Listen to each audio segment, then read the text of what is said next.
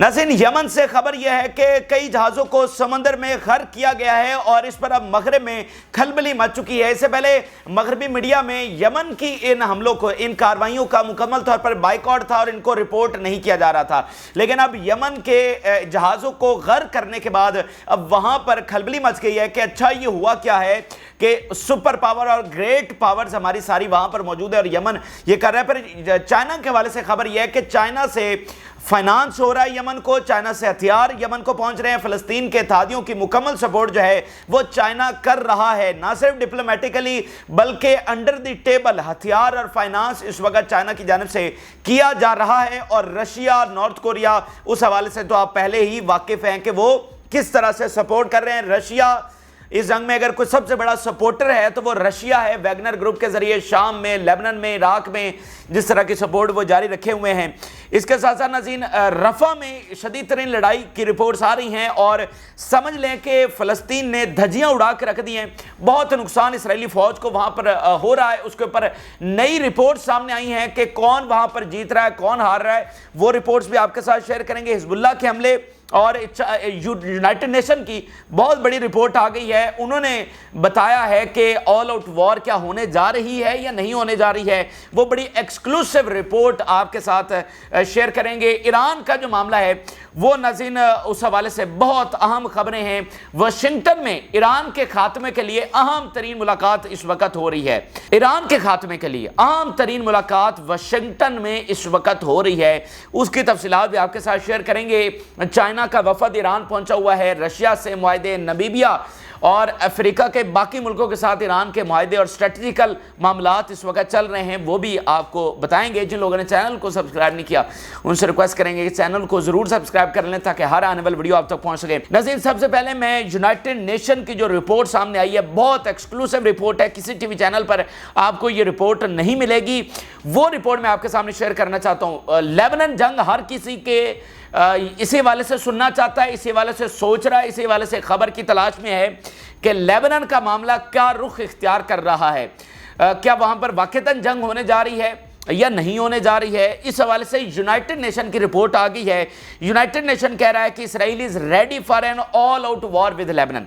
United Nation ने report अभी जारी की है, Israel ready for all out war in Lebanon. United Nations officials warn of possibility of a wider war as fighting intensify along Lebanon's southern border with Israel. अब United Nation की जानिब से दुनिया को कहा गया है कि अमन का एक आखिरी ऑप्शन, एक आखिरी रास्ता आपके पास बचा है। टाइम बहुत कम है। एक आखिरी जिसको चांस, मौका कह लें, कुछ भी कह लें, एक आखिरी ट्राई कर लें, वो आपके पास है। अगर ये जंग छिड़ गई तो फिर मामलात बहुत दूसरी तरफ चले जाएंगे, पॉइंट ऑफ नो रिटर्न पर चले जाएंगे।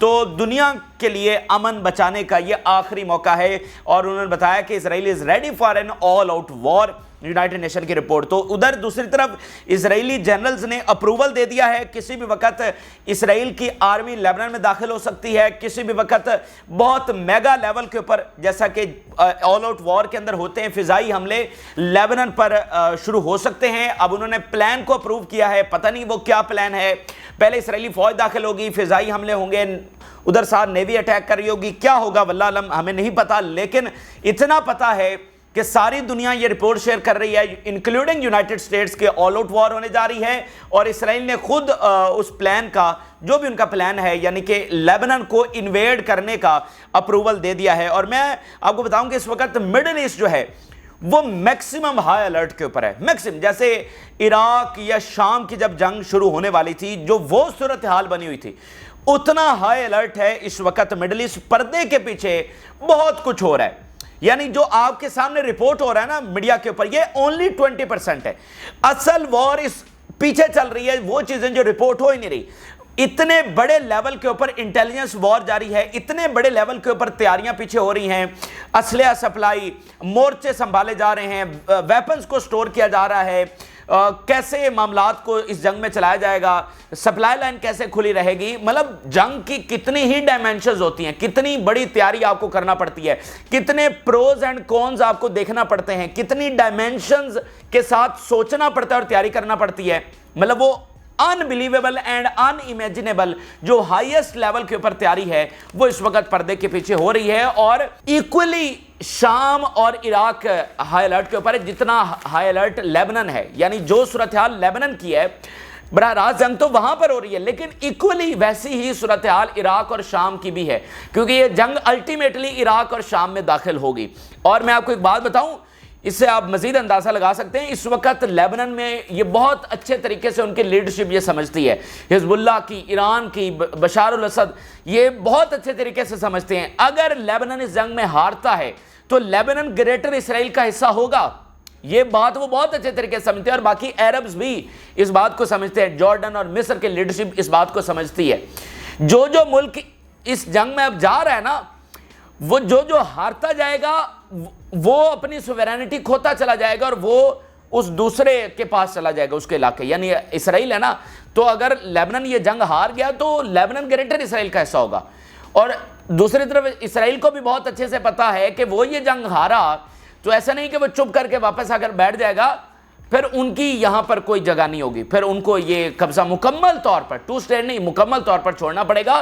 तो ये इस स्केल की जंग है, इसमें स्टेक्स इतने हाई हैं, ये माजी की 2006 या 1982 की जंगों की तरह नहीं है। वो जंगें भी बहुत बड़ी जंगें हुई हैं, बहुत बड़ी जंगें हुई हैं, लेकिन इसका तो मामला ही बिल्कुल मुख्तलिफ है। तो सोचिए कि लेबनान कितनी तैयारी कर रहा होगा, ठीक है, और वो कॉन्फिडेंट है और जीतने के लिए कॉन्फिडेंट है। इसराइल के अंदर चीखो पुकार है, बाकी मगरबी मीडिया और अमेरिकी जर्नैल वो खुलकर बता रहे हैं कि इसमें किसका पलड़ा भारी है। तो हिजबुल्लाह जो है वो कॉन्फिडेंट है और लड़ने के लिए तैयार है। और देखें उनका, वो अपनी डिग्निटी और सुवेरेनिटी के लिए लड़ रहे हैं, कुर्बानियाँ वो दे चुके हैं, रोज़ाना दे रहे हैं।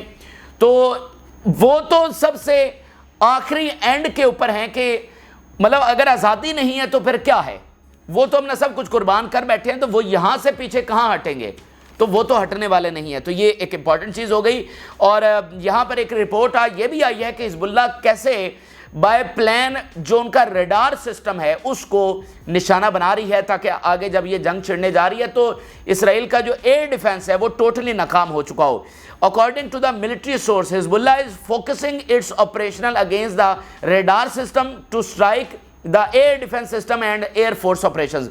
कि हिजबुल्लाह एक स्ट्रेटजी के तहत फोकस कर रही है, उसका जो बाकायदा सबसे बड़ा फोकस है वो रेडार सिस्टम के ऊपर है, ताकि इसराइल का जो एयर डिफेंस है उसको नाकाम किया जा सके। तो ये लेबनान के हवाले से बड़ी इंपॉर्टेंट खबर मैंने आपके सामने रखी है। अच्छा, अब मैं आपके सामने यमन से जो बड़ी अहम तरीन खबरें आई हैं वो शेयर करता हूं। नाज़रीन, यमन की जानिब से जहाज़ों को गर्क करना शुरू कर दिया गया है और कई नए जहाज़ भी गर्क हुए हैं, नई रिपोर्ट्स भी शाया हुई हैं और इस वक्त वेस्ट के अंदर एक खलबली मच गई है, मगरब के अंदर। नाज़रीन, पीछे क्या हो रहा था अगर हम पिछले 1.5-2 माह में देखें तो जब अमेरिका को और बरतानिया को और पूरे यूरोप को शिकस्त हो गई और उनके जंगी बेड़े वहां से निकलना शुरू हो गए, तो मगरबी मीडिया ने समझ ले कि यमन के हमलों का बाइकआउट कर दिया, उनके जो रिपोर्टिंग है उसका बाइकआउट कर दिया, उनको चलाना ही छोड़ दिया, क्योंकि उनकी हार हुई ना, यूरोप की हार हुई, अमेरिका बरतानिया की हार हुई, तो उन्होंने वो चलाना ही छोड़ दिया। तो ये पिछले 1.5-2 माह में ये सिलसिला चलता रहा कि उन्होंने बाइकआउट किए रखा यमन के हमलों का।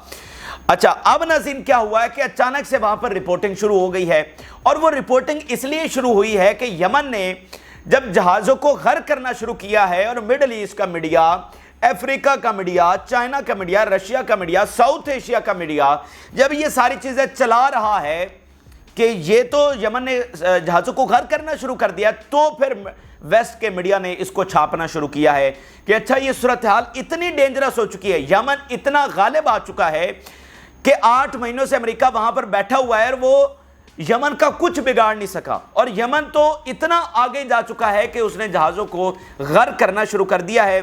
तो ब्लूमबर्ग ने आज इसको कंफर्म कर दिया कैसे जहाज़ों को यमन गर्क कर रहा है।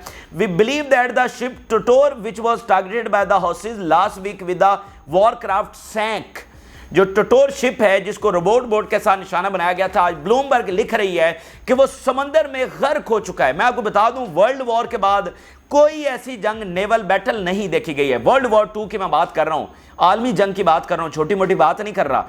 जहाजों का, बहरी जहाजों का गर्क होना ये कोई शुगल नहीं है। बहरी जहाज इतना मतलब वो एक میسو آبجیکٹ ہوتا ہے جس طرح وہ بنایا جاتا ہے, پھر اربوں کا سامان اس کے اوپر ہوتا ہے, کنٹینرز اس کے اوپر جا رہے ہیں, پتہ نہیں کس کمپنی کا ہے, کس ملک کا ہے, کیا مطلب ایک پورا وہ شہر ہوتا ہے, بحری جہاز ایک پورے کا پورا شہر ہوتا ہے. تو اس کو نشانہ بنانا ایک الگ چیز ہے, ڈیمیج کرنا بہت بڑی بات ہے, اس کو ہٹ کرنا بہت بڑی بات ہے, لیکن اس کو سمندر میں غرق کرنا یہ اتنی بڑی چیز ہے نا, اتنی بڑی, مطلب وار فیئر کے اندر ہے, اس سے بڑی کوئی چیز ہے نہیں کہ آپ بحری جہازوں کو سمندر میں غرق کرنا شروع کر دیں. تو یہ بہت سیریس ترین معاملہ ہے, بہت سیریس ترین معاملہ ہے. تو اس لیے اب وہاں مغربی میڈیا میں یہ اوپنلی انہوں نے بتانا شروع کر دیا کہ اتنی زیادہ ہماری اس میں ناکامی ہوئی ہے. اب ذرا اس کے اوپر مزید جو رپورٹس وہاں پر چل رہی ہیں, رائٹرز لکھ رہا ہے, In the light of the situation in the Red Sea, companies are choosing to travel around Africa, which increase cost and lengthens trips. وہ بتا رہا ہے کہ کتنی کامیابی سے یمن کا محاصرہ جاری ہے کہ یہ جو سارے جہاز ہیں وہ افریقہ سے گھوم کر جا رہے ہیں, پھر ٹریفک کتنی کم ہوئی ہے. وہ بتا رہا ہے جی container ship sailing through the Red Sea decreased by 78% in May compared to the last year. 78% جو سی ٹریفک ہے جو ریڈ سی سے گزر رہی تھی وہ کم ہو چکی ہے, 78%. یعنی باقیوں میں کون سے گزر رہے ہوں گے؟ چائنا کے, رشیا کے گزر رہے ہوں گے, انڈیا کے گزر رہے ہوں گے, پاکستان کے گزر رہے ہوں گے, عربوں کے ادھر جو یو اے قطر وغیرہ ان کے یہاں سے گزر رہے ہوں گے, ایران کے گزر رہے ہوں گے, باقی ساؤتھ ایسٹ ایشیا کے ملک ملیشیا, انڈونیشیا جن کے ساتھ پھڈا نہیں ہے, مطلب ظاہر بات مسلم ملک ہے تو کیا پھڈا ہونا ہے, تو مالدیو ہو گیا, بنگلہ دیش ہو گیا, ان کے جو جہاز ہیں وہ یہاں سے. یہ 22% وہ والے ہیں جو مغرب کی ساری ٹریفک ہے وہ وہاں سے ختم ہو چکی ہے. اور اگر مثال کے طور پہ کوئی انڈیا کا ہے, پاکستان کا ہے یا بنگلہ دیش کا ہے, اگر وہ کسی مغربی کمپنی کی سہولت لے رہے ہیں, اس سے شپنگ کروا رہے ہیں, تو وہ بھی گھوم کے جا رہی ہے. جو صرف ان کے جو شپس ہیں جن کے اوپر ان ملکوں کے جھنڈے لگے ہوئے ہیں وہ گزر رہے ہیں, جن کا کوئی پھڈا نہیں ہے یمن سے, ٹھیک ہے. تو یہ وہ 22% ہے. باقی کمپلیٹ مغرب کی جو ٹریفک ہے وہ وہاں سے غائب ہو گئی ہے, اور اس کا کتنی کاسٹ وہاں پر بڑھ چکی ہے, فیکٹریز وہاں پر بند ہو رہی ہیں. درمیان میں یہ رپورٹس آنا شروع ہوئی, پھر ان رپورٹس کو دبا دیا گیا. بہت بڑا نقصان اکنامکلی اس وقت یورپ اٹھا رہا ہے اس واقعے سے, اور آج رپورٹ نے بتایا کہ کتنی کامیابی سے یمن کا محاصرہ جاری ہے. اب ذرا ایک بہت بڑی رپورٹ میں آپ کے سامنے رکھنے جا رہا ہوں. Former presidential candidate of the America, former presidential candidate, کتنا بڑا عہدہ ہوتا ہے صدر کا الیکشن لڑنا, وہ کیا بتا رہا ہے. We spent $1 billion fighting the Yemenis and we lost. ہم نے یمنیوں سے لڑنے میں اربوں روپے خرچ کیے اور ہم ہار گئے ہیں. یہ ان کا فارمر جو ہے صدارت کا جو کینڈیڈیٹ ہے وہ یہ بات کر رہا ہے. تو یہ چیزیں اب کھل کر وہاں پر ہو رہی ہیں. تو اب ذرا دیکھیے کہ اس کو فیلئر کیوں لکھا جا رہا ہے, اس کو شکست کیوں لکھی جا رہی ہے.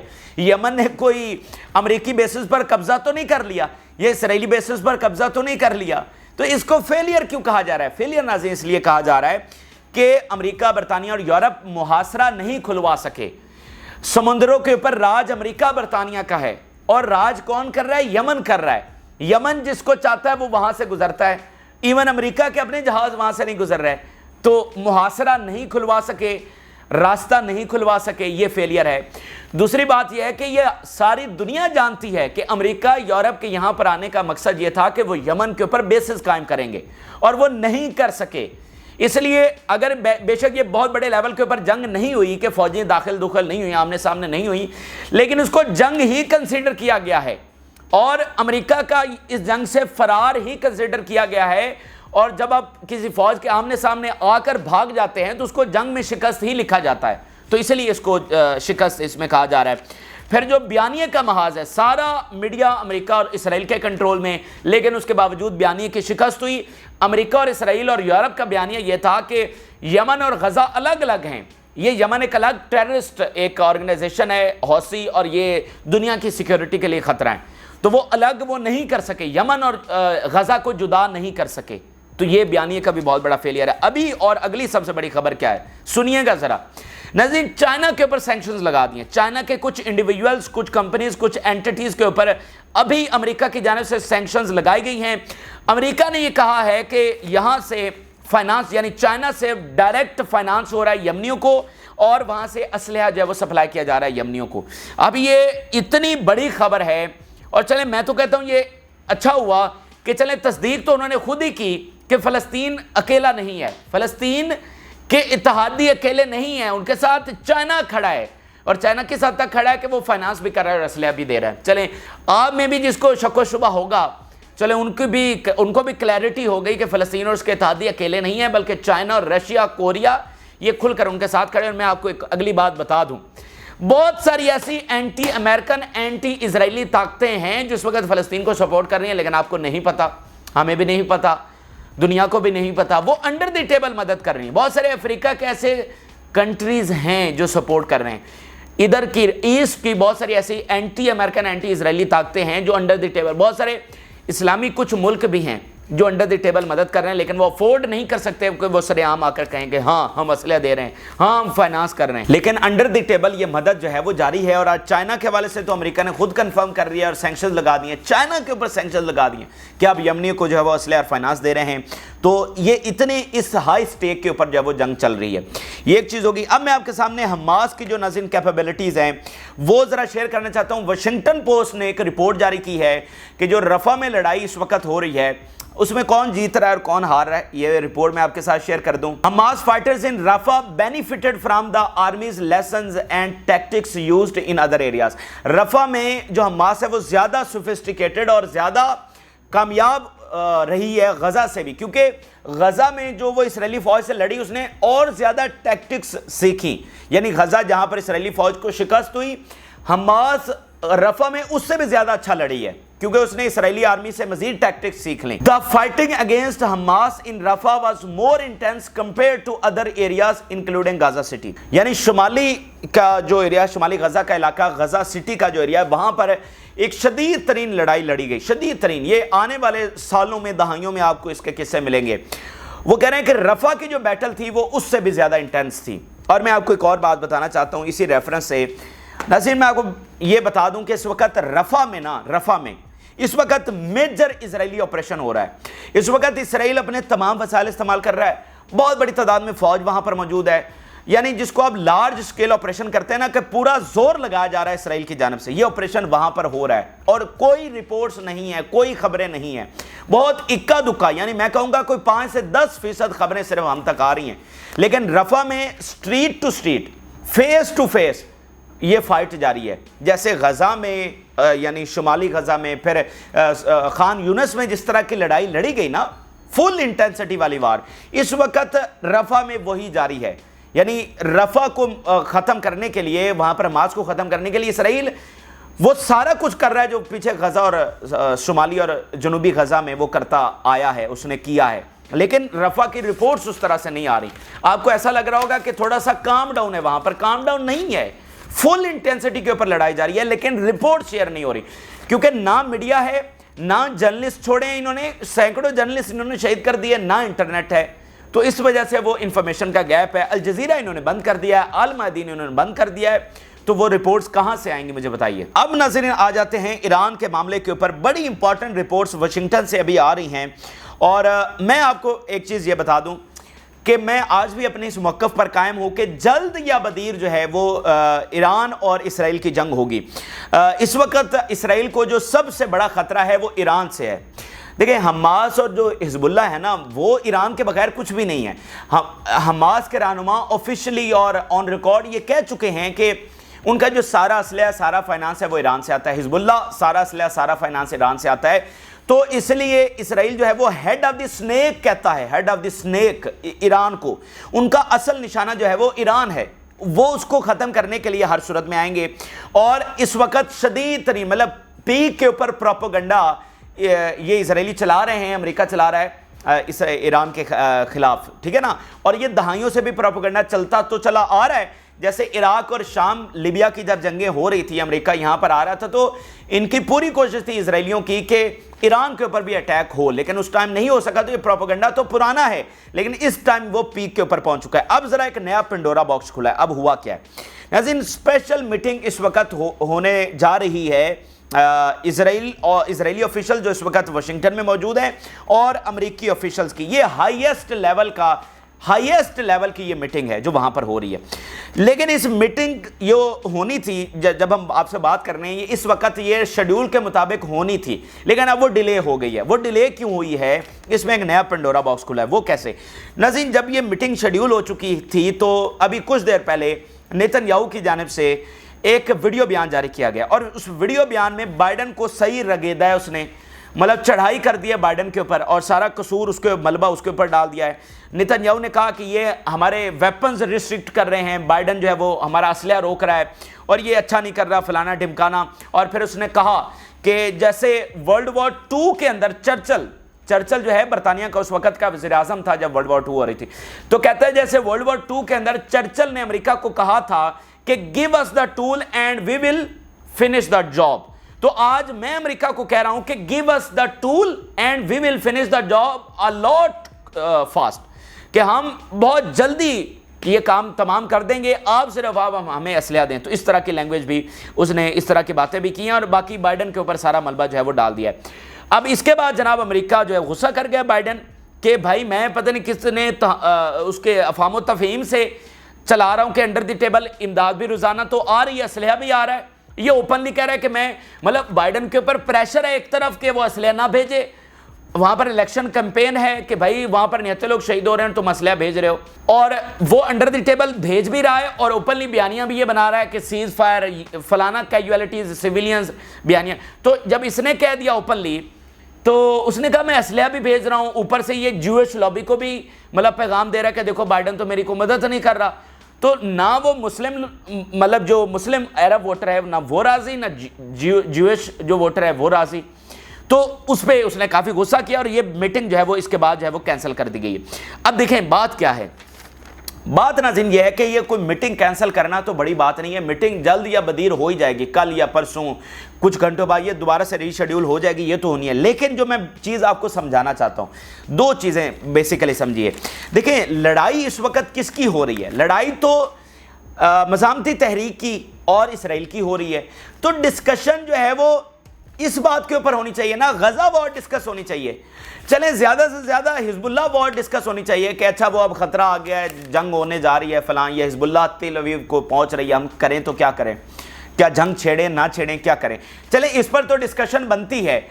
ईरान कहाँ है मैदान में? ईरान तो नहीं है, वो तो बैकएंड के ऊपर बैठकर सपोर्ट कर रहा है, ईरानी फौज तो कहीं पर नहीं आकर खड़ी हो गई। तो ईरान क्यों डिस्कस हो रहा है मुझे बताइए? ना गजा डिस्कस हो रहा है, ना लेबनान डिस्कस हो रहा है, हाई लेवल के ऊपर डिस्कस ये हो रहा है कि ईरान को कैसे खत्म करना है। तो ये आपको अजीब नहीं लग रहा कि जो बराह रास्त है ही नहीं, डिस्कस उसका खात्मा कर रहे हैं? तो इससे आपको बुनियादी तौर पर समझना यह है कि उनका असल निशाना ईरान है दहाइयों से, और इस वक्त तो वो पीक के ऊपर मामलात पहुंच चुके हैं, इस वक्त तो वो अफोर्ड कर ही नहीं सकते। देखें 57 इस्लामिक कंट्रीज हैं, 57 इस्लामिक कंट्रीज में वन एंड ओनली ईरान है जो इसराइल के खात्मे के लिए इस वक्त मैदान अमल में मौजूद है। बाकी तमाम जो 56 इस्लामी रियासतें हैं वो इसराइल को कबूल कर चुकी हैं, वो सरे तस्लीम खम कर चुकी हैं। कोई एक आध हो तो मुझे नहीं पता, लेकिन नहीं है, मतलब मेनली यही है ईरान जो है। बाकी मतलब शाम वो तो एक ब्लॉक बना हुआ है ना, मैं बाकी सारे मुल्कों की बात कर रहा हूँ। तो वो सारी जो हुकूमतें हैं वो सारी रियासतें इसराइल को कबूल कर चुकी हैं। आपको पता है सऊदी अरब नॉर्मलाइजेशन करने जा रहा था, तुर्की नॉर्मलाइजेशन करने जा रहा था, इजिप्ट, जॉर्डन जैसी बड़ी पावर्स वो तो मुआहदे 80 की दहाई से करके बैठी हुई हैं। अगर पाकिस्तान जैसी कोई न्यूक्लियर ताकत है तो उसका कोई किरदार नहीं है, और बाकी इंडोनेशिया, मलेशिया, उनका क्या किरदार है? तो कोई नहीं है।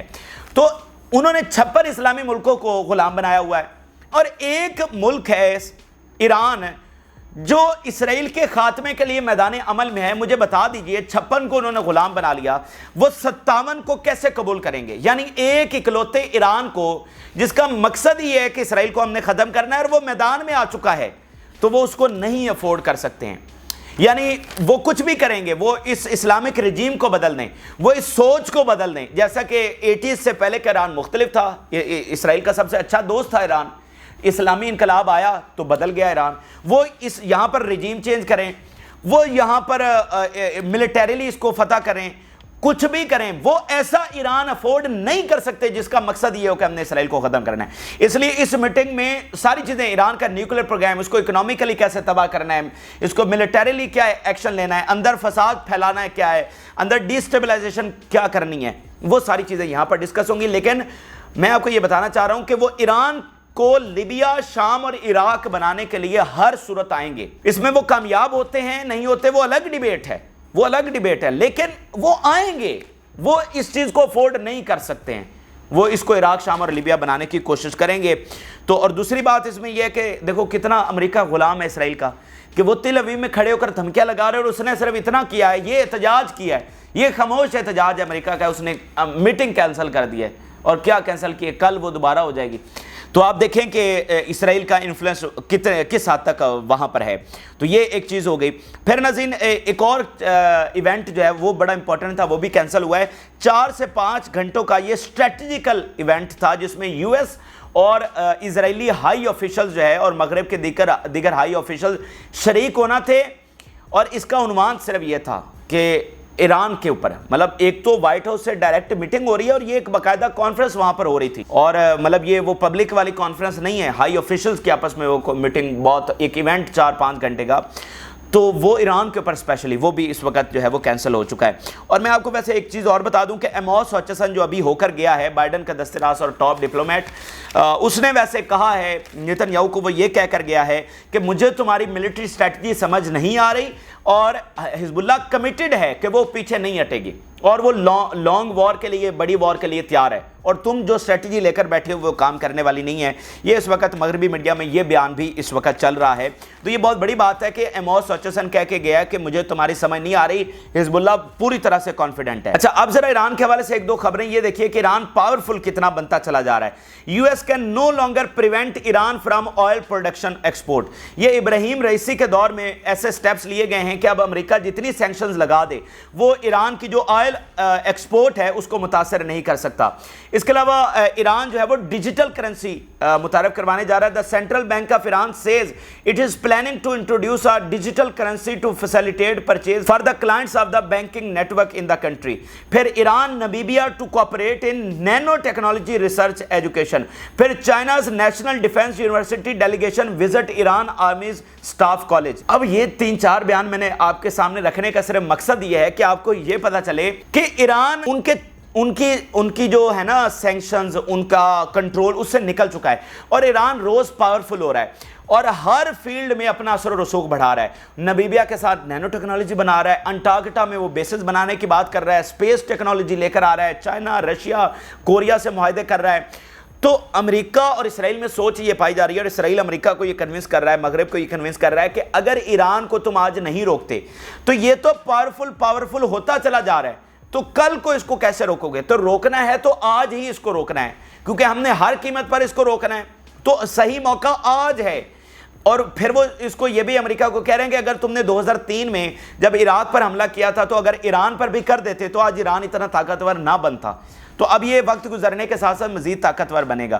تو یہ دیکھیں جو ایران، چائنا یا رشیا یا کوریا، جو بھی مغرب کے جو اینیمیز ہیں، مطلب ان کے مخالف ہیں، تو جو یہ طاقتور ہوں گے وہ زیادہ مغرب انسیکیور ہوگا، اور ان کے ساتھ جنگیں کرنے کے لیے مزید دیکھیں ان کا پاورفل ہونا، یعنی ایسٹ کے بلاک کا پاورفل ہونا اس بات کا انڈیکیشن ہے کہ وہ جنگیں چھیڑنے کے لیے آئیں گے۔ وہ افورڈ نہیں کر سکتے کہ ان کا دشمن اتنا پاورفل ہو جائے کہ ان کے سسٹم کو وہ اکھاڑ کے رکھ دے۔